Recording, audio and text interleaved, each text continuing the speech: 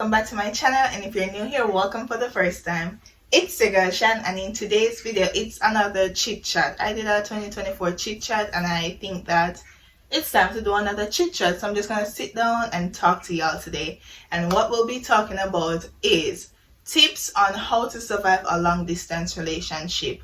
Low-key, my story will be intertwining in this video because I was in a long distance relationship and I survived it. But let me put this out there from now. What might works for me might not works for you.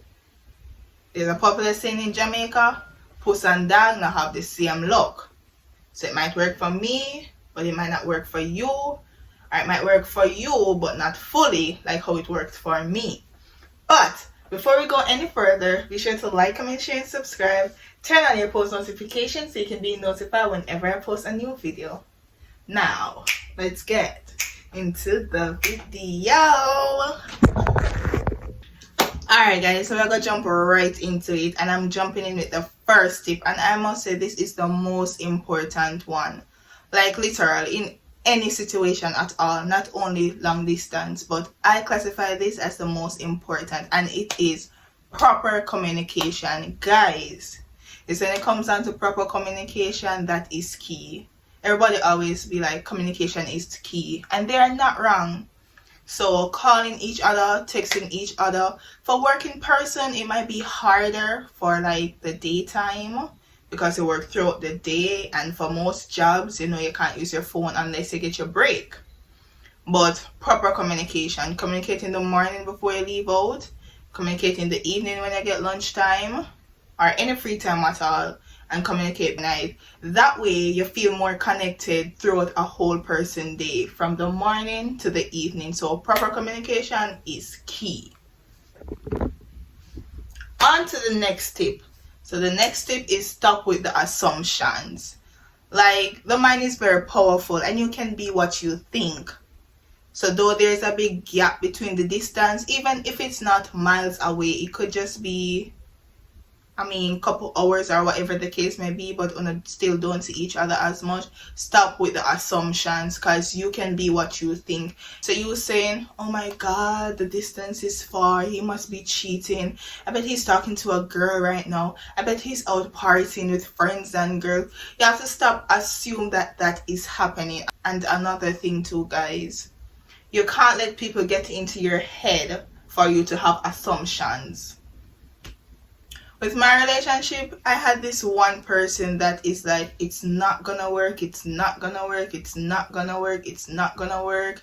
The distance with his new job, girls are going to try to get with him, he's going to try to get with girls. This one person would tell me everything in the world that this long distance will not work, and I was like, you're the only person. So you know what? I'm going to shame you. Yeah, I was like, I'm going to shame you, because there's not a moment that you say, girl, just push through and be positive about your relationship. You're always like, you know him smell good, you know him tall and dark, you know him carry himself good. Girls are going to be at him. That's all true about my boyfriend, by the way, but whenever I did not assume those things. And then again, I was very occupied with work because I was doing this training when I was in Mandeville, and I had to travel to Maypen every day, early morning, come back late night. So I didn't have any time to assume, but I texted him when it was my break time, texted when it was my lunch time. He did the same. We communicate before going to bed and all. So guys, don't assume that he's cheating. Don't assume that he's out with the girls. Don't assume that he's out at party. Don't assume any of those things. It's best to stay positive and tell yourself that the distance is going to work out until one day y'all can be in the same room together. So don't assume that he's cheating, and don't let people get into your head to overpower your positive thoughts to negative that he is cheating. The next tip, guys. So you have to be open with each other. And when I say open, I don't mean to be in an open relationship. I mean with your thoughts and idea. Be open with each other. Let each other know what happened in your day, but don't let it be overcast about you, if you get what I'm saying. Don't just blab because they're coming from a long day at work too, so don't blab too much. Summarize what is happening so they can understand, and they summarize what is happening so you can understand. So you got to be open about your relationship. You got to be open about your thoughts and idea. You got to be open about all questions that you have to ask about each other, not just each other, but your life, your family, or whatever you feel that you need that person to know, because it is important. So it goes right back to proper communication. Next tip now, guys, is daily reassurance. Sometimes all a person needs is just reassurance. So on a day-to-day basis, remind your partner how amazing he is. Remind your partner how much you love, appreciate, and care for that person. Remind your partner how much of a big difference they make in your life since they have entered your life. Because daily assurance can make a person's day so much brighter. I normally text my boyfriend. It doesn't have to be a special occasion. It doesn't have to be his birthday or his anniversary for me to tell him how much I love and appreciate him. Out of the blue, write a nice message or small gifts. Buy a card, print a picture, customize something, do a calendar with your picture. Just do something. Reassure that person, because you're already in a long distance relationship. If he send you a picture, tell him how great the picture look. If he tell you something, add to that and motivate him, encourage him. Tell him that he's awesome. Tell him that he didn't make a wrong choice with you. Just uplift each other. So reassurance would be my next tip, and it is very important. Okay guys, so I'm down to my last and final tip. Well, for this video, because there's a lot more, but I'm keeping it short and sweet. So the last tip is walk down memory lane. That is so helpful, guys. Like, because of the work situation and stuff, because you both might be working person and you don't talk as much, but probably before you go to bed, you'll be like, hey, you remember when we first met?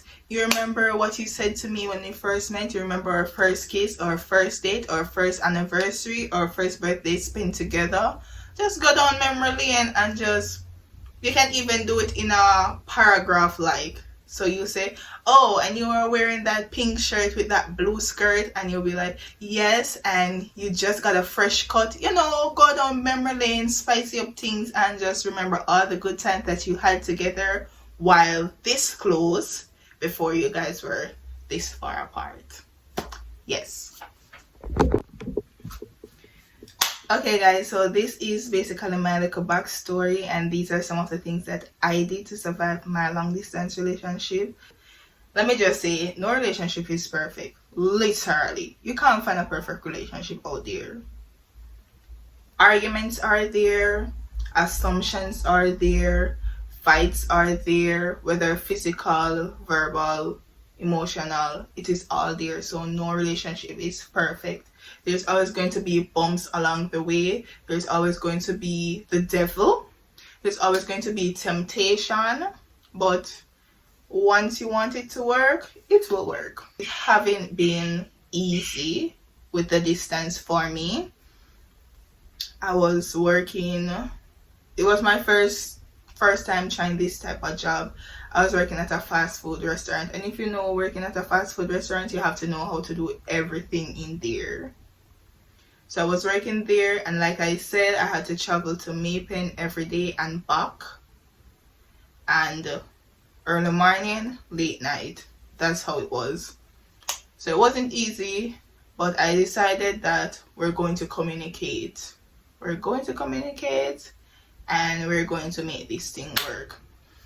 Anyways, we're good and all, balancing everything. He moved in May 2022. I was sad about it, but at the end of the day, I know the situation and it was just right. So he moved. Ever since May, we have been long distance straight through for a year. Yes, a whole year until April. Yeah. So from May 2022 to April 2023. Yes, long distance right through. Alright, so when he moved in May, we did all these tips that I mentioned.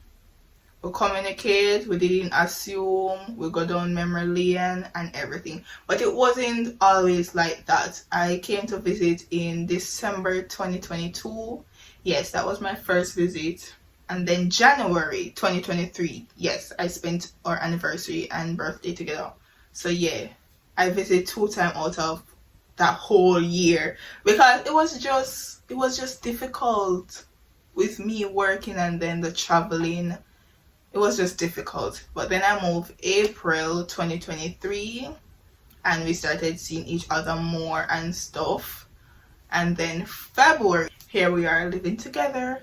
And now, January 2024, it's still us. Yeah, so that's just such a breakdown. Not getting into details about every and everything. Yeah, but that's just a little breakdown, and we conquered, we survived, and we're still going and going and going and going. Who knows, probably 2024 we're gonna start a family, or I'm gonna get engaged, or I don't know, but let God just lead the way. So these are the few tips that I have for this video. I hope it helps someone out there that is struggling with long distance relationship. At the end of the day, if you want it to work, it can work. You just have to stay positive and you can follow these tips. You just have to have proper communication, be open with each other, be reassuring to each other. Just do these tips because it helped me and it can help you. So I hope you like this video. Follow me on my social. My Instagram is its_just_shan and my TikTok is vibe.with.shan. Until next time, see you in my next video. Bye. Peace.